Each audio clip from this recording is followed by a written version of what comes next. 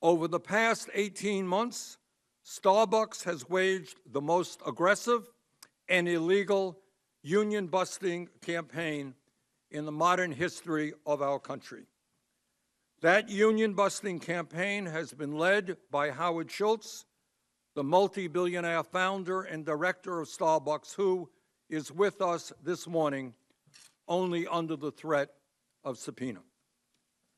Let us be clear about the nature of Starbucks' vicious anti-union efforts. The National Labor Relations Board, NLRB, has filed over 80 complaints against Starbucks for violating federal labor law.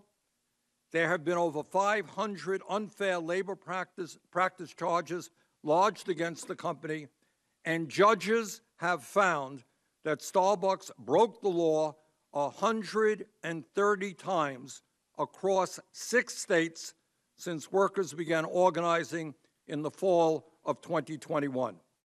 Are you aware that NLRB judges have ruled that Starbucks violated federal labor law over 100 times during the past 18 months, far more than any other corporation in America? Sir, Starbucks Coffee Company unequivocally, and let me set the tone for this very early on, has not broken the law. Okay.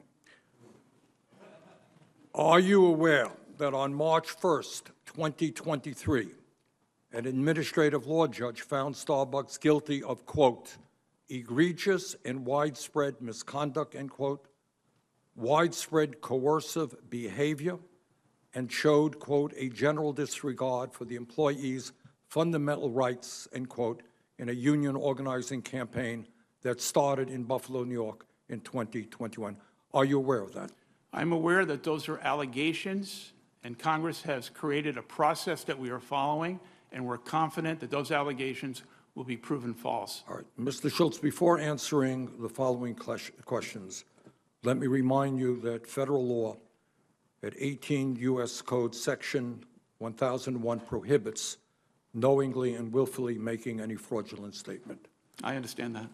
Were you ever informed of or involved in a decision to fire a worker who was part of a union organizing drive? I was not. Were you ever informed of or involved in a decision to discipline a worker in any way who was part of a union organizing drive? I was not. Have you ever threatened, coerced, or intimidated a worker for supporting a union? I've had conversations that could have been interpreted in a different way than I intended. That's up to the person who received the information that I spoke to him about. Were you informed of or involved in the decision to withhold benefits from Starbucks workers in unionized stores, including higher pay and faster sick time accrual? My understanding, when we created the benefits in May, 1 month after I returned as CEO, my understanding was under the law, we did not have the unilateral right to provide those benefits to employees who were interested in joining a union.